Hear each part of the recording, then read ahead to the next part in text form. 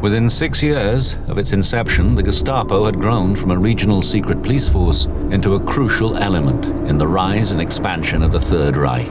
Under the guidance of its shadowy director, Heinrich Müller, it had evolved into an instrument of terror whose success in crushing resistance to Hitler was unequaled. By 1939, few people in Nazi Germany dared risk opposing the Führer or the Reich. This was Hitler's primary objective. As it had been so dazzlingly well achieved, he was ready to move ahead unhindered by opposition to the next step of his master plan. The Gestapo was graduating to a new role on a new international stage.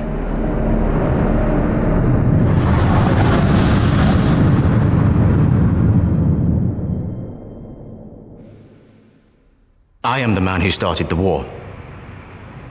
An incredible claim. Be cynical if you like, it's true. I was the trigger man who lit the fuse to Europe in 1939. There was a specific incident which began the chain reaction of bloodshed and violence. And of course, there had to be one man to engineer the incident. I was that man. The night of the 31st of August, 1939, Eastern Germany. A handful of trucks set out on a secret mission. This was Operation Tannenberg, executed on direct orders from the security chief Reinhard Heydrich and his deputy, head of the Gestapo, Heinrich Müller. Tension had been mounting along the border between Germany and Poland. The German press had reported multiple allegations of Polish provocation, all of them spurious. Alfred Neuox was a security officer under Gestapo command and later was happy to describe the part he played that night. I was directed to go to Gleiwitz with 5 or 6 SD men and wait there until I received a code word from Heydrich. Neuox was waiting for the code word, Grandma's dead. When it came, Neuox and his team swung into action. Heydrich said, in order to carry out this attack, report to Müller for canned goods. Canned goods was code for a fresh corpse, which was duly collected. Then Neuox and his men stormed the local radio station on the German side of the border, pretending to be Polish soldiers. They fired a few shots, and a German, speaking in Polish, made a broadcast, urging the local population to rise up against the Nazis. The fake Poles then disappeared, leaving the corpse behind, except he wasn't quite dead. I had him laid down at the entrance to the station. He was alive but completely unconscious. I tried to open his eyes. I couldn't recognize by his eyes that he was alive, only by his breathing. I didn't see the shot wounds, but there was a lot of blood smeared across his face. He was in civilian clothes. The man was Franciszek Honiok, a German citizen who had been arrested for sympathizing with the Poles. He died where Neuox laid him, and would be used as proof of Polish aggression.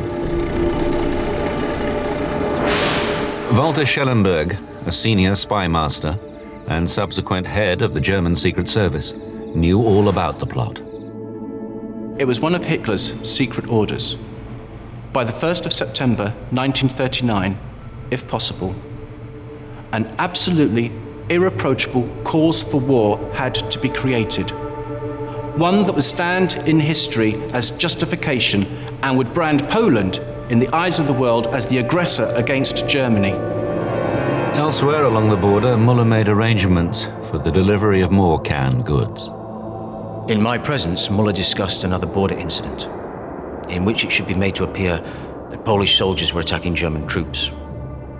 Müller stated that he had 12 or 13 condemned criminals who were to be dressed in Polish uniforms and left dead on the ground at the scene of the incident to show that they'd been killed while attacking.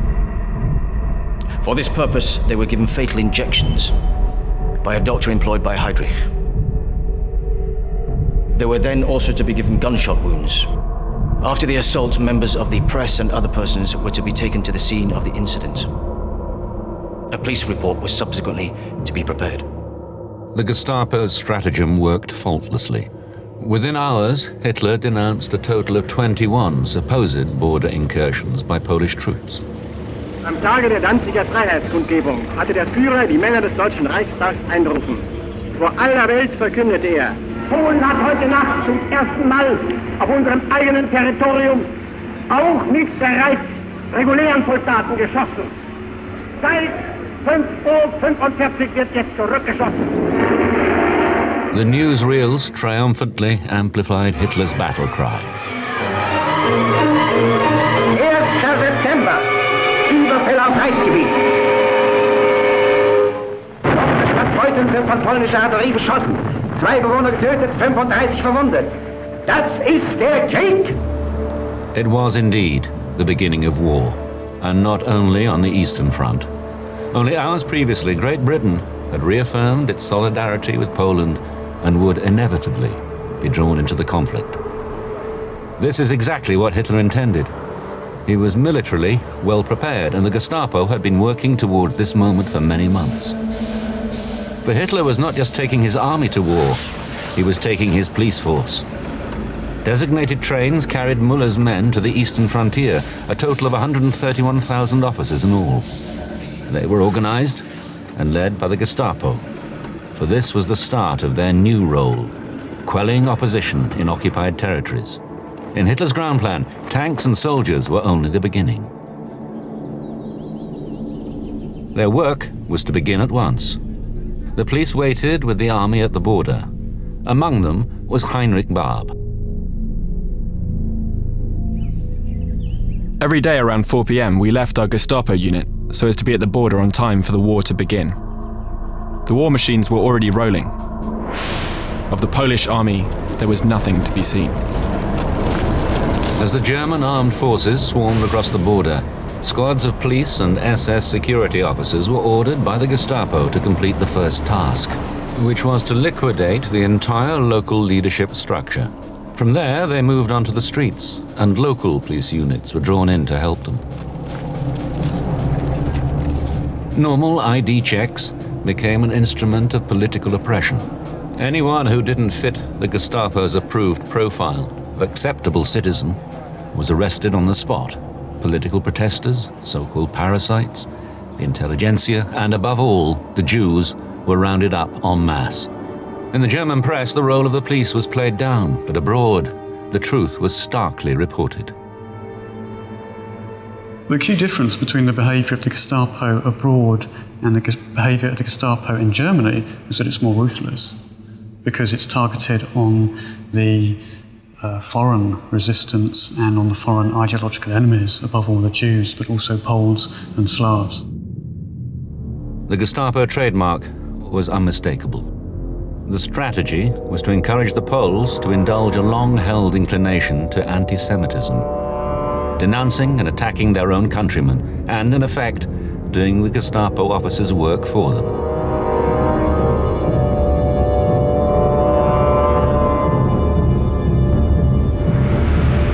Those arrested were immediately deported to newly assembled concentration camps in the east, modeled on Himmler's original camp in the outskirts of Munich, Dachau.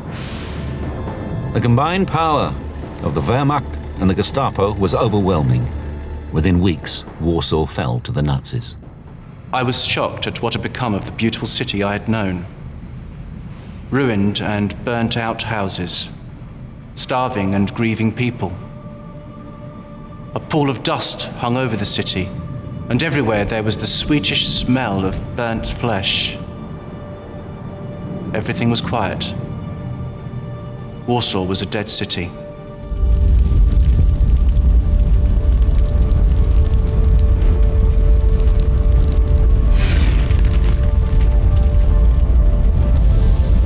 The Gestapo had proved its worth.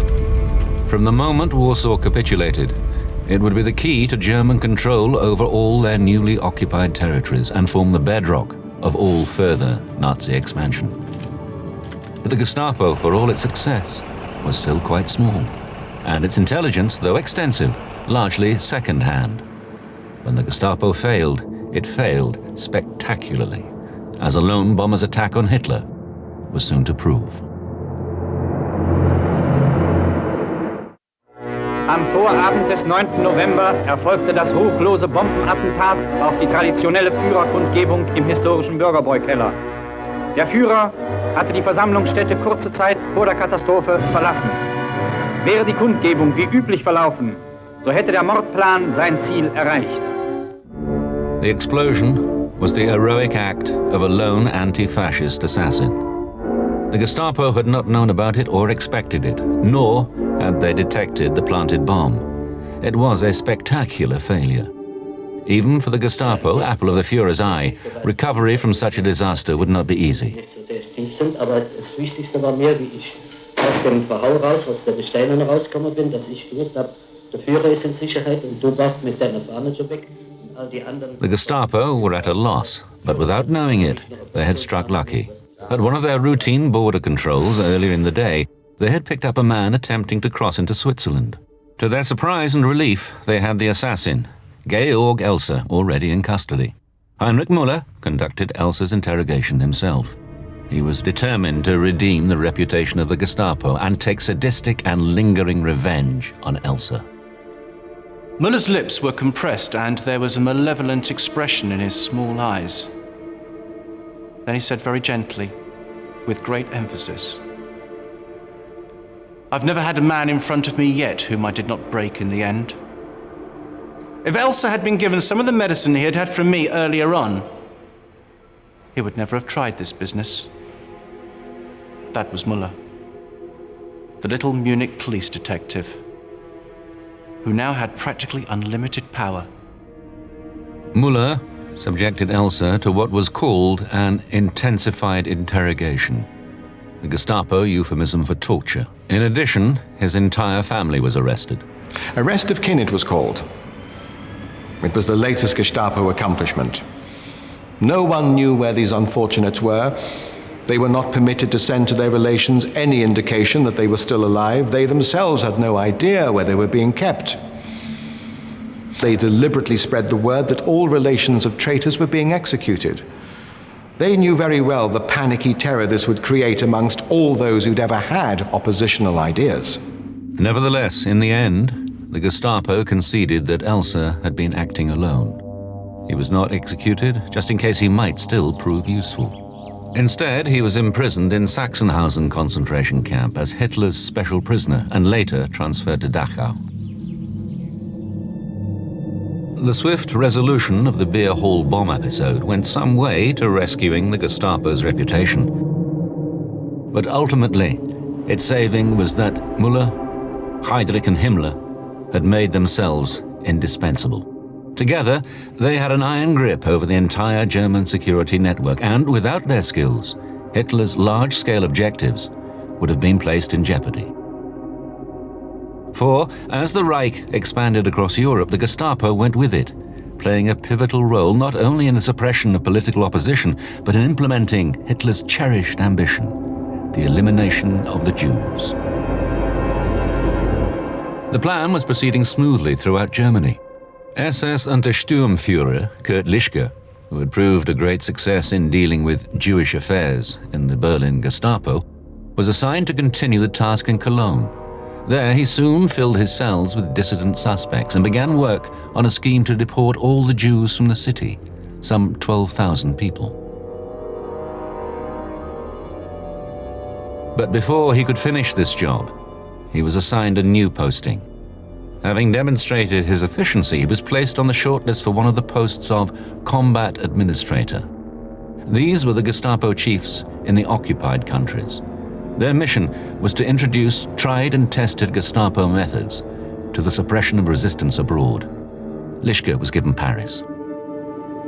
He installed himself at once in splendid offices in the Rue des Saussets, a name that would become infamous in French history. Exactly as he had in Cologne, he made the Gestapo in France into an organization of fear and dread. There were fewer willing informers in Paris than at home, so Lischke faced more of a challenge. There was a growing, well-organized resistance movement in France. Its attacks were carefully targeted, and its successes, together with widespread anti-Nazi propaganda, kept French pride alive, and so kept the Gestapo very busy. Despite Lischke's attempts to maintain his officers' morale, Paris was not an easy posting. Some of Lischke's problems arose from fellow Germans who opposed their government and had gone abroad to try and defeat it.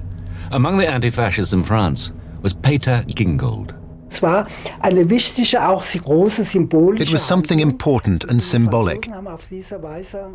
Through our activity, the French knew that not every German was a Nazi, not every German was a fascist. There were other Germans too. Gingold altered his appearance and assumed a new identity. Under the name Pierre Gombert, he and his wife joined the struggle against the Nazis in the area around Dijon. His job was to distribute pamphlets aimed at the German army, a high-risk activity that didn't last long. I was arrested by a Frenchman and then immediately handed over to the Gestapo. Gingold knew the Gestapo would torture him to make him reveal everything about his organization, but he was prepared. I was brought here with 4 Gestapo men. I wanted them to put me in front of this door. That was a trap that I had somehow prepared before, to run into the house and to escape through the other side. You see, we lived opposite, and I always had to go to the bakers there, going through this house. It has a passageway through, and there opposite was the baker's. That's how I knew this house that made my escape possible.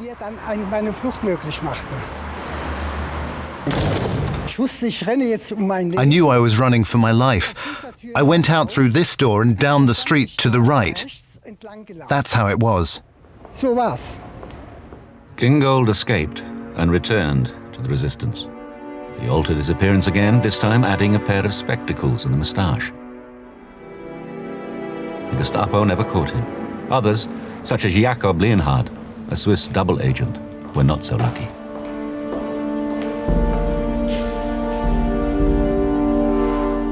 I was woken in a panic by a stabbing pain. As I tried to sit up and open my eyes, someone hit me hard over the head. There was a blocky SS man standing by my bed. Behind him was another one with a machine gun. "Get up, you pig," he shouted, hitting me in the stomach with his kosh and winding me.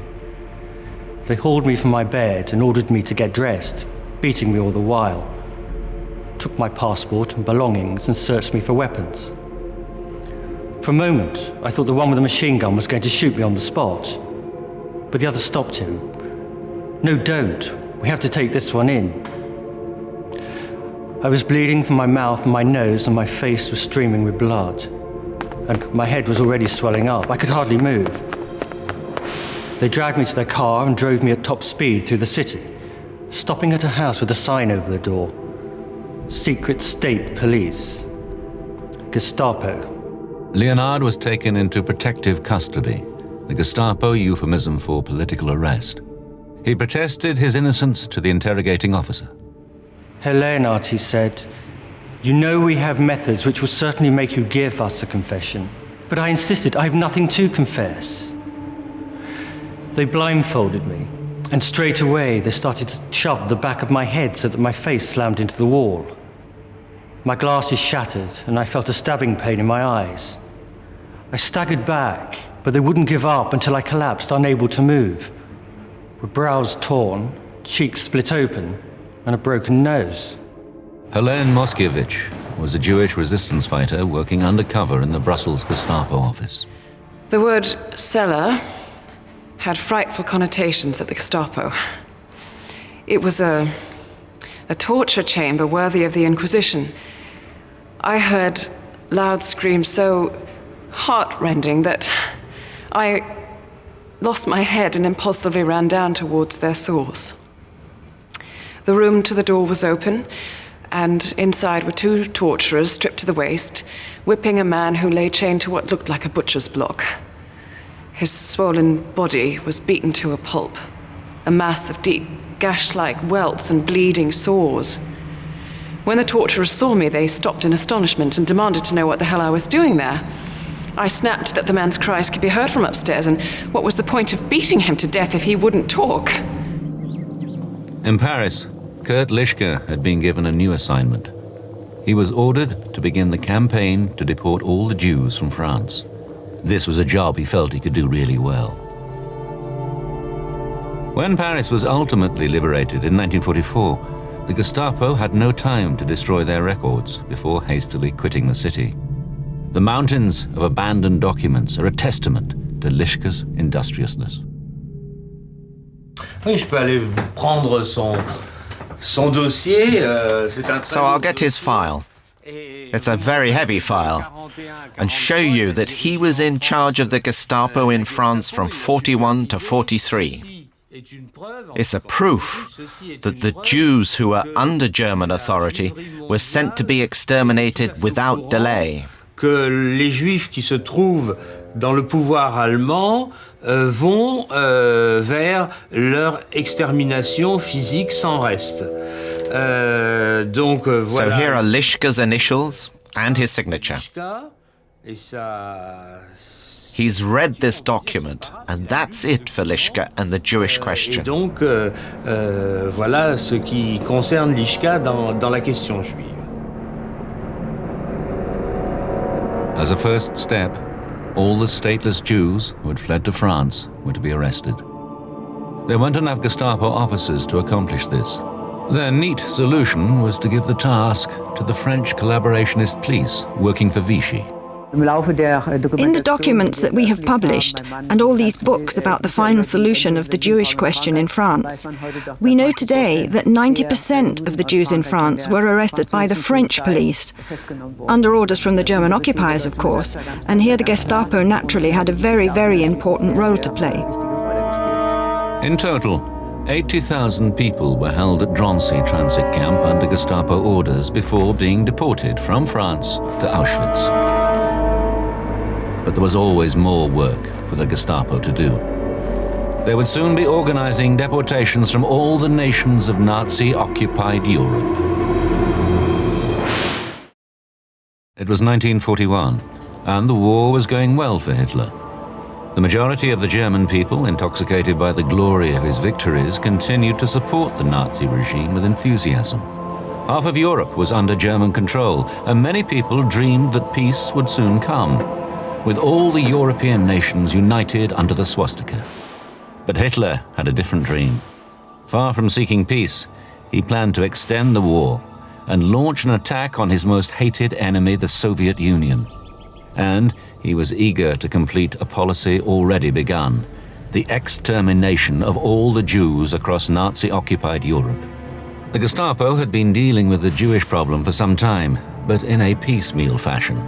They had already hit on one idea to simplify matters, to give undesirables identifying labels, for instance, yellow stars for Jews.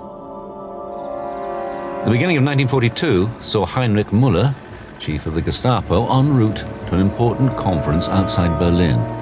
Reinhard Heydrich, Hitler's right-hand man, had received the instruction to start all necessary organizational, practical and material preparations for a complete solution for the Jewish question across the German area of influence in Europe.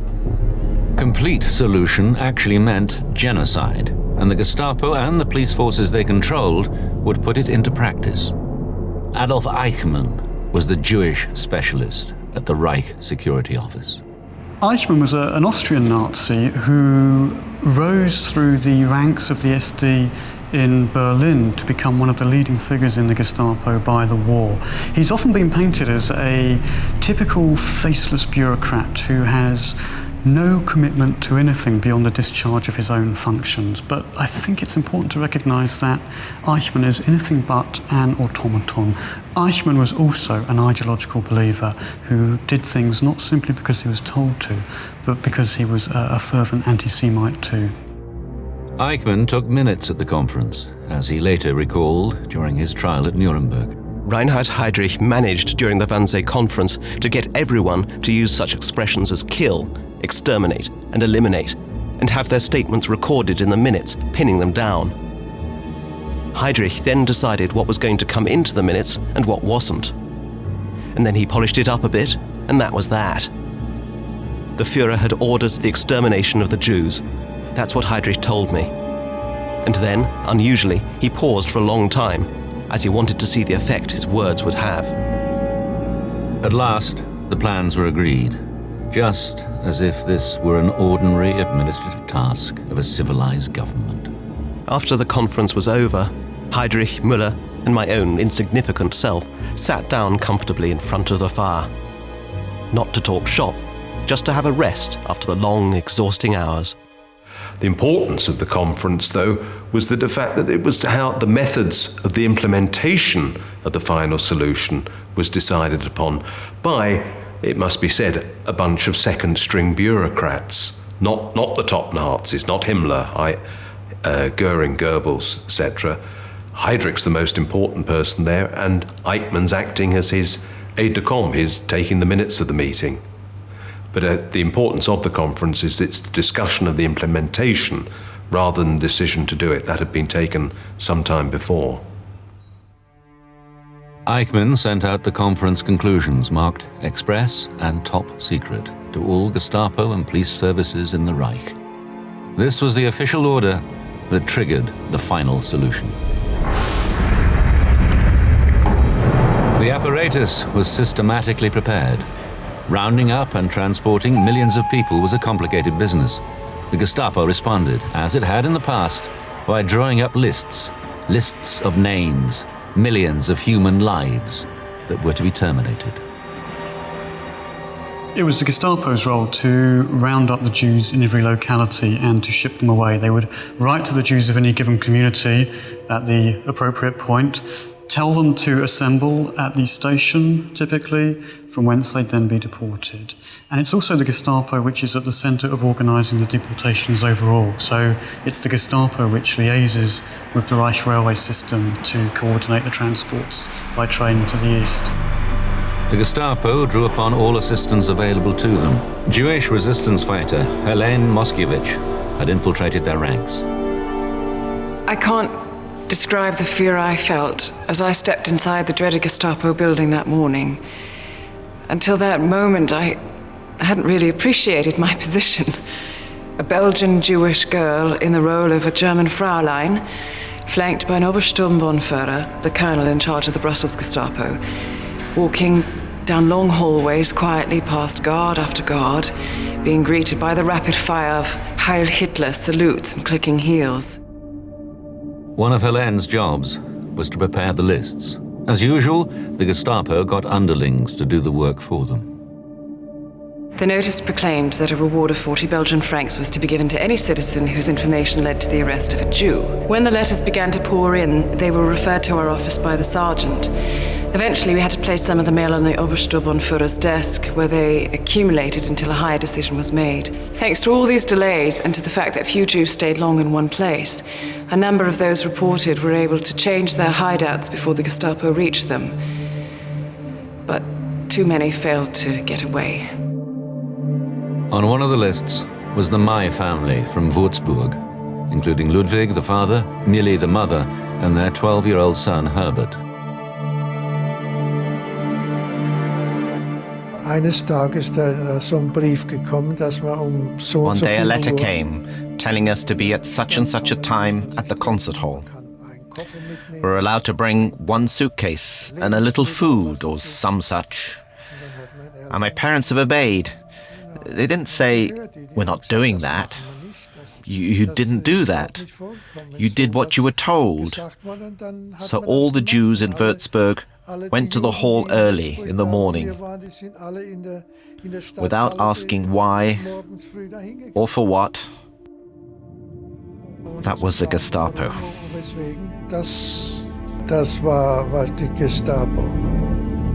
Everywhere across the Reich, the Gestapo supervised the removal of Jews. Neighbors and friends looked on, but saw nothing.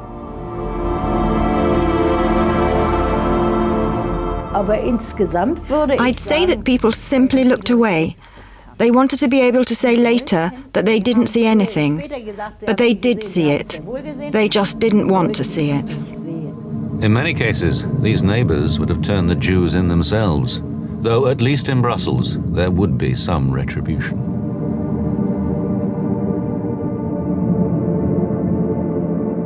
And after a while, the informers began calling to collect their 40 francs.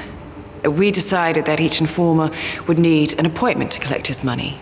This enabled us to write down the names and addresses of the informers, which we wrote on a list to be relayed to the resistance, to be filed for future reference and retribution, sometimes even after the war. As instructed, the 850 Jews of Würzburg gathered at the concert hall on the 25th of April 1942. They waited for further instructions amid the familiar signs of normal life.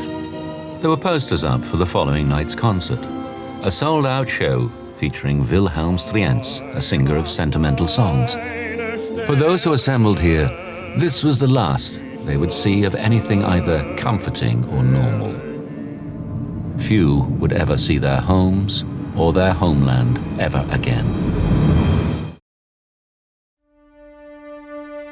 1942, and the Gestapo throughout the Reich and its occupied territories were frantically busy organizing deportations. In Würzburg, 852 Jews had been summoned to assemble outside the town's concert hall. The supervising Gestapo officers made an album for their own entertainment. They made captions mocking their victims. The longer the day, the finer the guests, the best looking among the chosen people. Sarah has to do some work for once. In the waiting crowd stood the May family. We were there overnight or 2 nights. One morning it was just, get out, and we were marched off through the town to the railway station. My parents continuously instilled in me that everything is okay. Don't worry, child, you're okay, we're here. And try to which they did. I was not afraid because they took care of me and they were there and everything will be fine. And I believed that and I didn't think of anything bad. Planning was, as ever, thorough and meticulous. The concert hall was divided into different sections for men and women. Families were split up, never to be reunited. Gestapo officers supervised the whole undertaking, some of them in plain clothes. Oswald Gundelach, the senior criminal assistant at the Würzburg Gestapo, also took part in the deportation. In 1922, he had joined the Bavarian Provincial Police Force, and then in 1933 the Gestapo. Later he was to claim that he was transferred against his will, and that all the tasks he fulfilled were perfectly normal and acceptable policing duties. Gundelach was ordered to accompany the 852 Jews to the railway freight station. A total of 6 deportation waves were sent out from this station, 2,063 Jews in all. The operation ran like clockwork. Most of the passengers believed they were going to be resettled.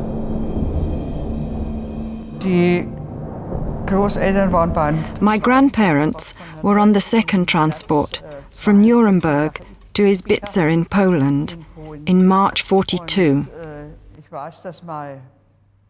I know that the father of my mother accompanied her right up to the collection point at Langwasser station, where they were then deported. Langwasser Bahnhof, wo sie dann abtransportiert worden sind.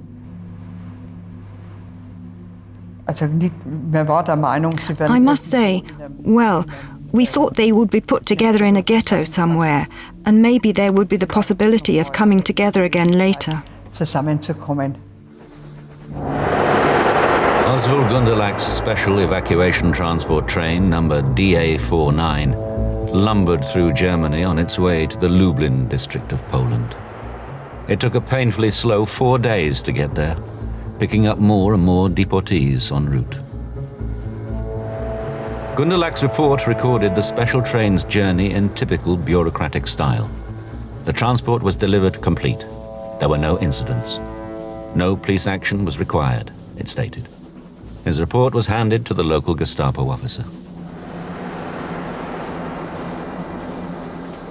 The officer then sent a telegram direct to Adolf Eichmann, confirming the arrival of Gundelach's transport train in good order. Gundelach's task ended at Izbica. He was free to return, but not so his consignment.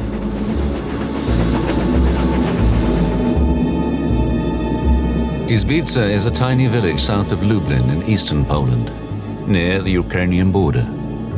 It was at the heart of Operation Reinhard, a special operation direct from the desk of Heinrich Himmler.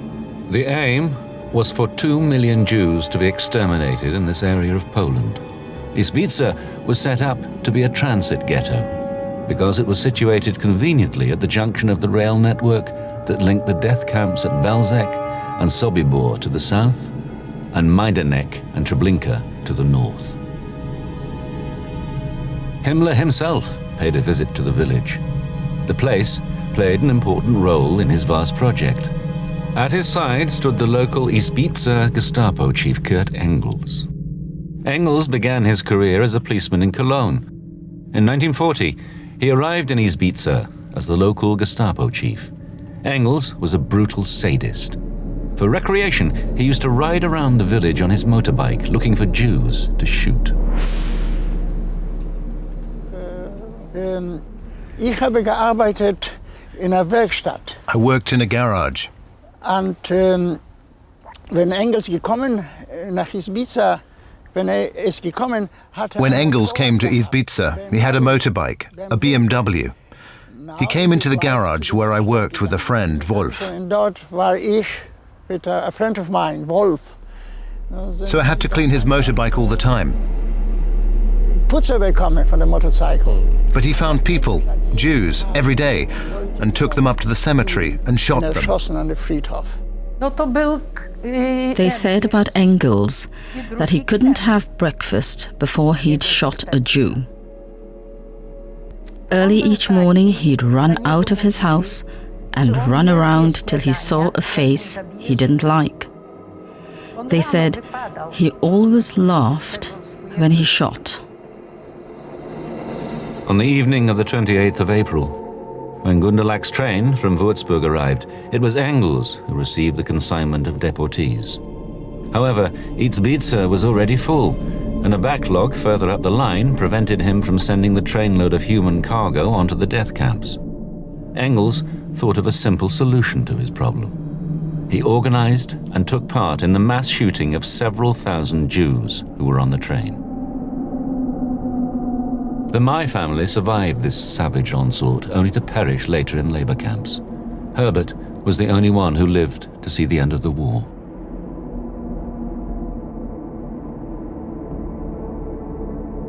Back in Würzburg, the Gestapo kept meticulous accounts. Every expense was rigorously logged, down to the last pfennig. This particular transport, including transportation costs, guards, travel, overnight expenses, and electricity, was invoiced at 52,933 Reichsmark and 4 pfennig. That's about £130,000 in today's money. Working together, the Gestapo and the police force combed German-occupied Europe to deliver more loads of human beings to Izbica. Over the following 2 years, 1.75 million people were transported to the death camps via this route. It could not have been done without the zealous work of the Gestapo. But very soon, a blow would fall that would shake all the Nazi security forces to their foundations.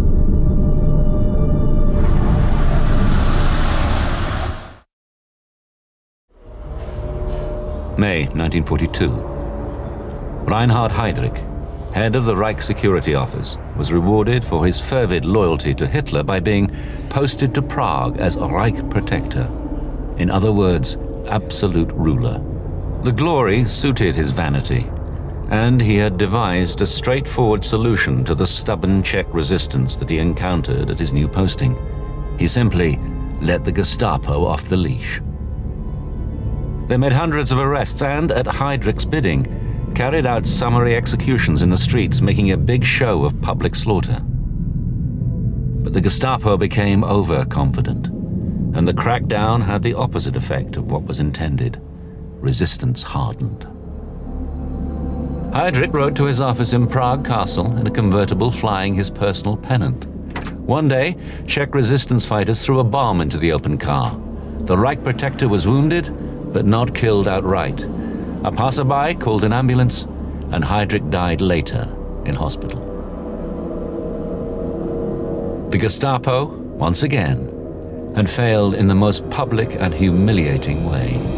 Heydrich's assassination sent shockwaves reverberating through Germany. Tausende und Abertausende, vor allem Angehörige der schaffenden Bevölkerung, defilieren im Ehrenhof der Prager Burg an dem Sarg Reinhard Heydrichs vorüber. His loss was greatly felt by the Nazi leadership. Hitler was furious that he'd put himself in a position, an unguarded position, that he could be assassinated. But I would say that amongst the Nazi leadership there was also a terrific sigh of relief, because here was somebody that was feared even by the Nazi leaders themselves.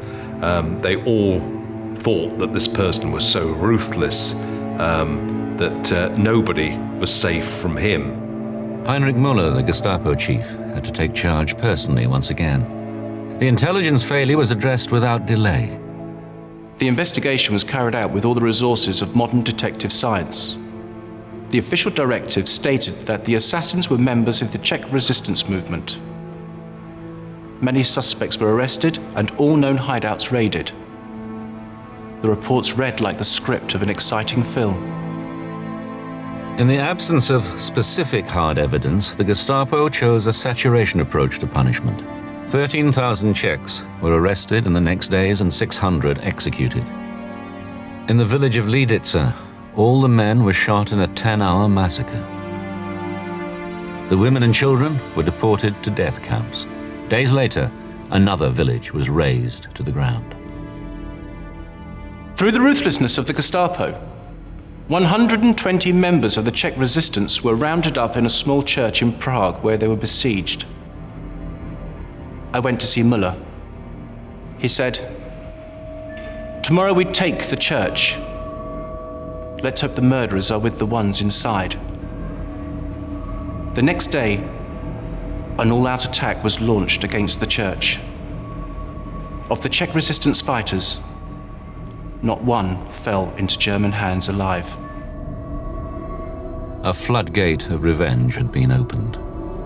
While Hitler buried Heydrich in Berlin, violence and terror spread through the east. The Gestapo and regular police forces involved in Operation Reinhard were diverted in order to take part in the massacres. Among their number was Oswald Gundelach. Later, he insisted that these were carefully coordinated operations against partisans. Die Rädelsführer der Bande werden ihrer gerechten Strafe zugeführt. Befehlsausgabe. Es geht die Bekämpfung von Banditen. Der Sicherheitsdienst hat die Schlupfwinkel erkundet. Nun gehen Einheiten der Polizei zum konzentrischen Angriff vor. Verhör eines Bauern. Er gibt Auskunft über den Weg zu dem gesuchten Bandennest. In breiter Front wird das Gelände durchgekämpft. Lublin in Poland. In November 1943, Operation Harvest Festival was launched. Up until the days of the Czech massacres, the Gestapo had not been systematic executioners. They had simply delivered their victims into the hands of others and washed their hands of the matter. But in Operation Harvest Festival, they were confirmed in their new role as murderers. The Gestapo killed 43,000 Jews in Lublin. Gestapo units had turned into death squads.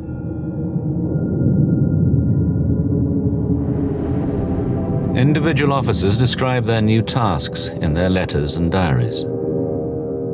If the victims didn't want to do what they were supposed to, they'd be beaten. Many of them came quietly to the execution spots. They had no choice. It was always so strange as the victims fell into the ditch.